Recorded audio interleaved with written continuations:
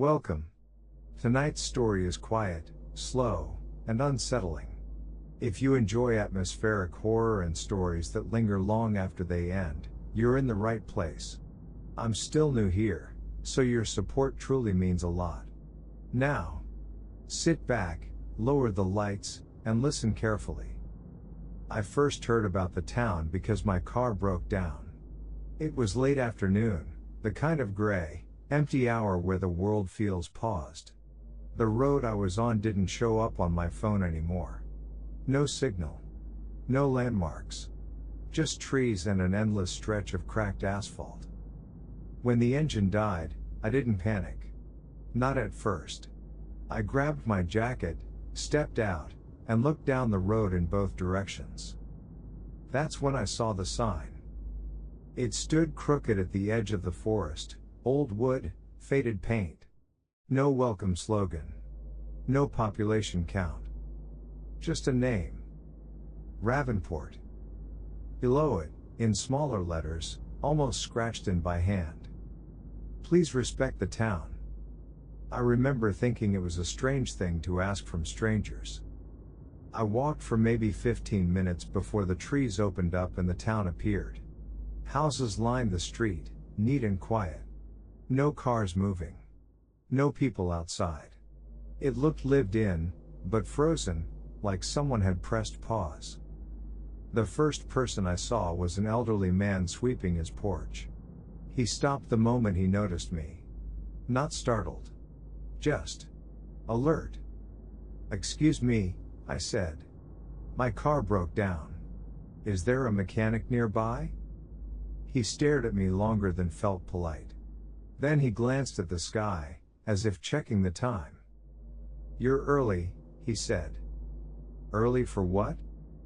He didn't answer. Just pointed down the street. "The inn is still open. You'll want to be inside before dark." That should have been my first warning. The inn was called the Hollow Lantern. Inside, the air smelled like dust and old paper. A woman behind the counter looked up when I entered, her smile practiced and thin. "One night?" she asked. "Yes," I said. "Just until morning." She hesitated, fingers tightening around the pen. "You'll need to follow the rules." I laughed quietly. "House rules?" Her smile disappeared. "No," she said. "Town rules." She slid a single sheet of paper across the counter. No logo. No letterhead. Just a list, typed neatly. There were only 5 rules. They were simple. Almost harmless. 1. Do not leave your room after the streetlights turn off. 2. If you hear knocking after dark, do not answer. 3. Never ask a resident about the rules. 4. If someone calls your name at night, ignore it. 5. Leave before the church bell rings for the 3rd time in the morning. I looked up at her, waiting for the punchline. "You're serious?" She nodded once. "Everyone follows them." "Why?" Her eyes flicked toward the window, then back to me. "We don't talk about that." Something in her voice told me not to push. I took the key. My room was on the 2nd floor, facing the main street. As I unpacked, I noticed something odd. The streetlights were already on, even though the sun hadn't fully set yet. At exactly 7:43 p.m., they shut off. Not one by one. All at once. The town went dark. That was when I realized something else. Every window across the street went black at the same moment. And the silence that followed felt intentional. Like the town was holding its breath. By the second morning, I realized something was wrong with the town's silence. Not the absence of sound. The precision of it. At exactly 6:30 a.m., every light in town turned on at once. Porch lights. Street lamps. Even the single bulb inside the abandoned gas station flickered to life. No one stepped outside. No doors opened. Just light, everywhere, like the town was checking if it still existed. At 6:45, they all turned off again.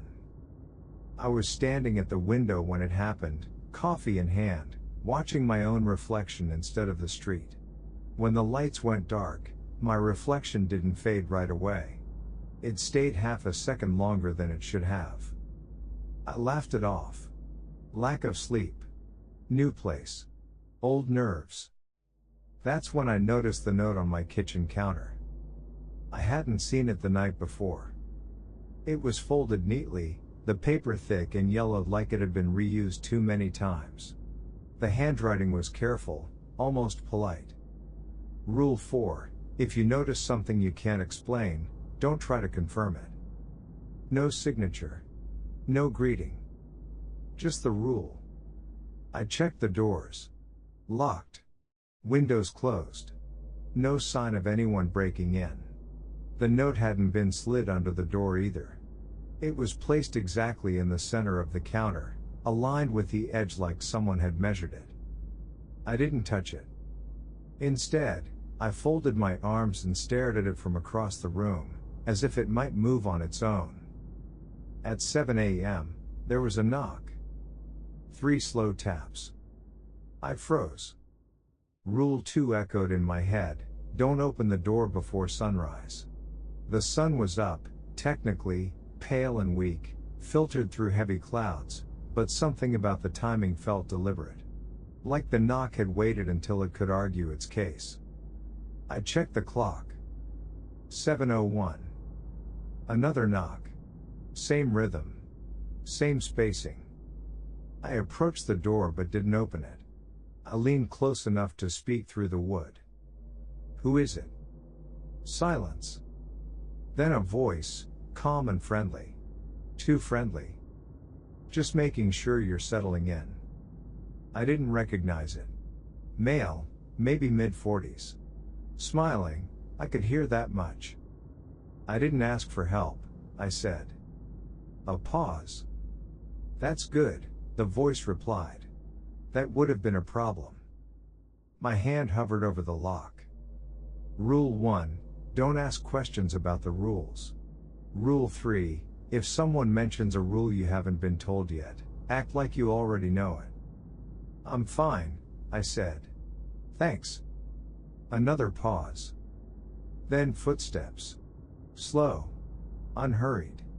Walking away, but not down the path. Around the house. I waited until the sound disappeared before opening the door. No one was there. But something had been added. Taped to the inside of my door frame, facing inward, was another strip of paper. Rule 5, don't watch people through glass at night. They can tell. My stomach tightened. I peeled it off carefully and placed it next to the first note on the counter, keeping them aligned. It felt important to do that. Like the rule's preferred order. I decided to leave the house. Not to explore, just to be seen. Rule 6, according to the list on the fridge, said, be visible during daylight hours. That one was underlined twice. The town looked normal in motion. People walked dogs. A woman watered her plants. A man swept the same patch of sidewalk over and over, never quite finishing. Everyone avoided eye contact. Except one person. A boy, maybe 10 years old, sitting on the steps of the library. He watched me openly, head tilted, curious in a way adults had trained themselves not to be. I waved. He didn't wave back. Instead, he stood up and walked over, stopping just close enough to be uncomfortable. You're new, he said. Yes. He nodded, satisfied. You haven't broken anything yet. I forced a smile. That's good, right? He thought about it.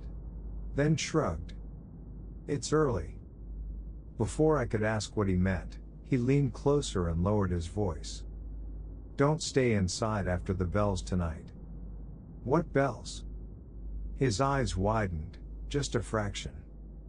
Then he stepped back. "Sorry," he said quickly. "I thought you knew." He turned and ran toward the library doors, disappearing inside. The doors closed behind him. They didn't open again. That night, as the sky darkened faster than it should have, I sat at my kitchen table, the rules laid out in front of me like cards in a losing hand. At 8:59 p.m., the town went quiet. At 9 o'clock, the bells started ringing. And every window on my street except mine went dark at the exact same time. I didn't sleep that night. The bells rang exactly 3 times. Slow. Hollow. Each strike felt heavier than the last, as if the sound itself was pressing down on the town. After the third bell, the silence returned, thicker than before. I stayed at the table until dawn, afraid that if I lay down, I wouldn't wake up where I left my body. At 6:30 a.m., the lights came on again. This time, one window stayed dark. Mine.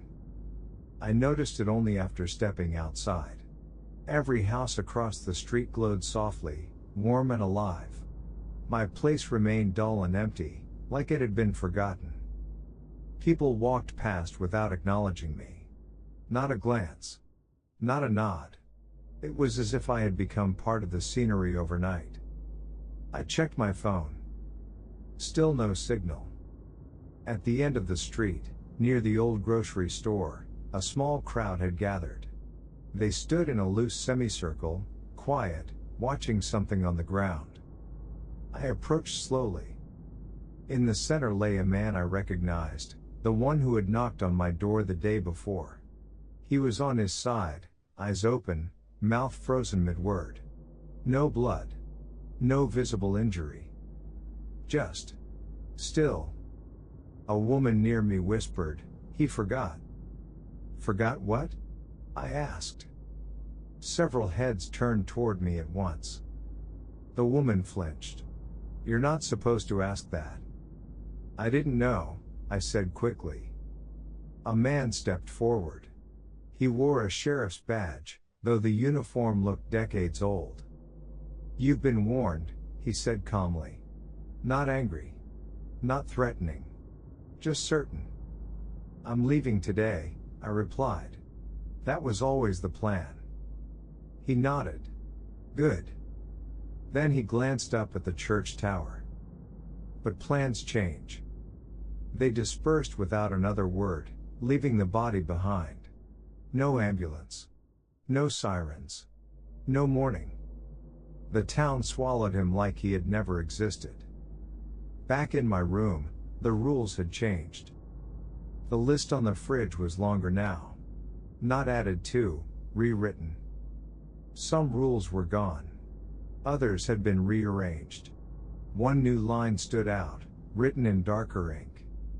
Rule 9, once you notice the changes, you are already late. My chest tightened. I flipped the paper over. On the back was a crude map of the town, sketched in pencil. Streets I had walked. Buildings I recognized. And one place circled 3 times. The church. Below it, a message. "If you want to leave, you must be seen entering." I didn't want to go near that place. Every instinct screamed against it. But another rule, one I hadn't noticed before, sat quietly at the bottom of the list. Rule 11, refusing is the same as choosing. By the time I reached the church, the air felt wrong. Heavy. Pressurized. The doors stood open, even though the bells were silent. Inside, the pews were empty. Except for one. The boy from the library sat in the front row, legs dangling, feet not quite touching the floor. He looked older now. Or maybe I just noticed things more clearly. "You came," he said. "You told me not to stay after the bells," I replied. He nodded. "You listened. That helps." "To what?" "To how long you last." I swallowed. "Can I leave?" He tilted his head. Do you want the truth? Yes. He stood up. No one leaves, he said softly. They just stop being counted. The walls shifted. Not visibly, but audibly. Wood creaked. Stone groaned. The building felt like it was adjusting around us. You broke a rule last night, he continued. I stayed awake. He smiled sadly. No. You watched the windows. My heart dropped. I didn't.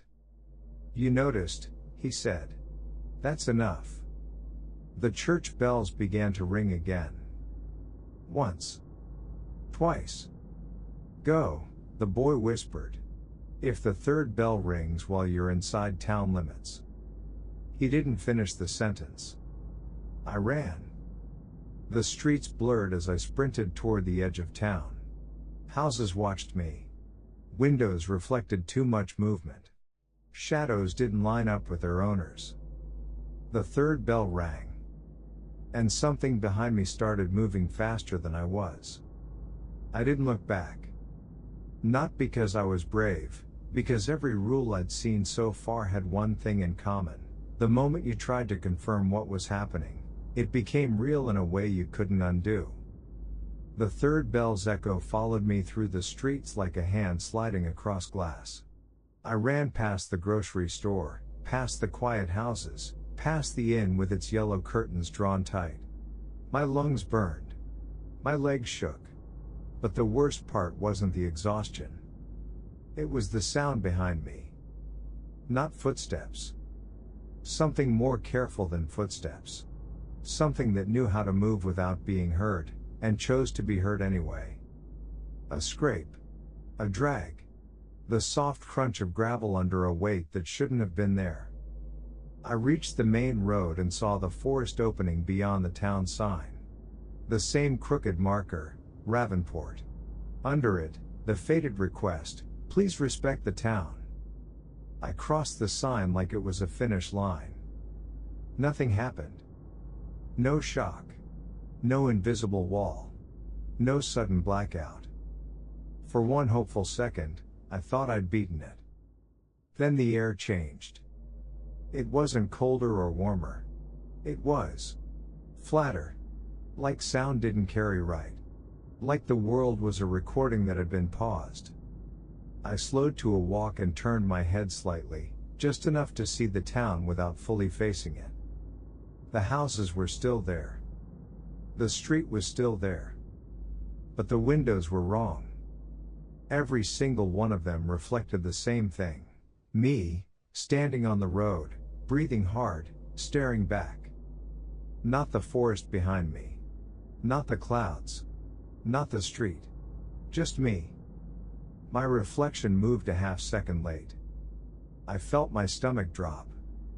Rule 4. If you notice something you can't explain, don't try to confirm it. I shut my eyes and forced myself to breathe. When I opened them again, the reflections were normal. But I could still feel the town watching. I walked forward, away from Ravenport, toward where my car should have been. Toward escape. Toward anything that wasn't this place. I found the spot where my car had died. The road was empty. No tire marks. No oil stain. No broken glass. It was as if I'd never stopped there. My phone buzzed. The first signal I'd had since arriving. One notification. No number. No app icon. Just plain text, centered on the screen like a message from the sky. You can leave. But you can't take what you've seen. My throat tightened. I tried to call emergency services. The call connected instantly. And then I heard breathing. Slow. Wet. Too close. I pulled the phone away from my ear. The breathing was still there. Not from the speaker. From behind me. I didn't move. I didn't even blink. In the corner of my vision, something shifted between the trees. A shape too tall, too thin, too still. It wasn't stepping out, It was waiting for me to do something first. Waiting for me to acknowledge it. I spoke without turning around. I'm leaving, I said, voice shaking. I'm not staying. I'm not playing this. A pause. Then a voice answered, calm and familiar in the worst way. It was the innkeeper's voice. You already chose. My phone buzzed again. Rule 12, do not accept help outside town limits. It's not yours. I stared at the screen. There had never been a Rule 12. And that's when headlights appeared on the road ahead. A car. A real car. Coming toward me. Relief hit so hard my knees almost gave out. The car slowed. Stopped beside me. A man leaned across the passenger's seat and rolled down the window. He looked normal. Tired. Annoyed. Like someone who'd made a wrong turn. You okay? He asked. Need a ride? I almost said yes. My mouth opened. And then I saw his eyes in the rearview mirror. They weren't reflecting the road. They were reflecting Ravenport behind me. The man smiled, friendly and empty. We don't get many visitors, he said. Get in. Behind me, in the trees, the breathing became a quiet laugh. I stepped back from the car. The man's smile stayed in place, but something in his face tightened, like he was trying to hold a shape that didn't fit. Come on, he said, voice still kind. You'll freeze out here. My phone buzzed once more. Rule 13, if you refuse the first offer, the second one won't ask. The man's hand slowly reached for the door handle from inside. I ran back toward the town. Because suddenly I understood the worst truth of all. The town wasn't trapping me. It was keeping something else from reaching me. I crossed back over the town sign without thinking. The moment my foot touched Ravenport's soil again, the pressure in the air eased. The breathing behind me stopped. The car engine faded, like a sound being turned down instead of driven away. The town accepted me back without comment. Streetlights flickered on, one by one this time. Slowly. Almost kindly. I stood there for a moment, shaking, then walked toward the inn. My legs felt hollow, like they weren't fully attached to me anymore. The innkeeper was waiting. She stood behind the counter, hands folded, expression unreadable. You made the right choice, she said. There was no right choice, I replied. She tilted her head. There never is. I told her about the car. About the man on the road. About the thing in the trees. She listened without interrupting. When I finished, she reached under the counter and placed a final sheet of paper in front of me. This one was different. Thicker. Older. The edges burned, not torn. This rule isn't posted, she said.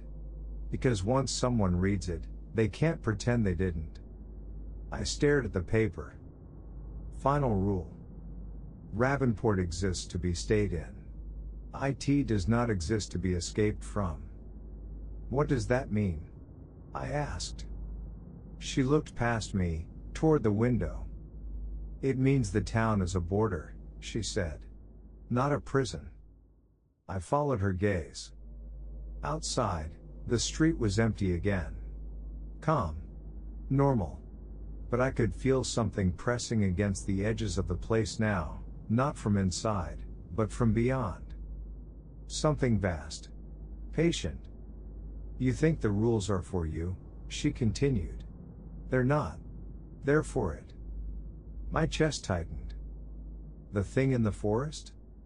She nodded. It learned long ago that it can't take what doesn't belong to it. So it waits for people to step outside the rules. The image of the man offering me a ride flashed in my mind. You send people back, I said. We give them a choice, she corrected. Some leave. Some stay. Some forget. And me? She slid a key across the counter. Someone has to remember. That night, the bells rang once. Only once. I slept for the first time since arriving. In the morning, my car was parked outside the inn. Fully intact. Engine warm. No one stopped me as I left. The sign at the edge of town was gone. So was the road behind it. Ravenport faded into trees and then into nothing, like a place that had never existed on any map. I'm home now. Weeks have passed. Sometimes, when I wake up at night, I hear breathing outside my window. Not close. Not far. Waiting. I follow the rules I was given.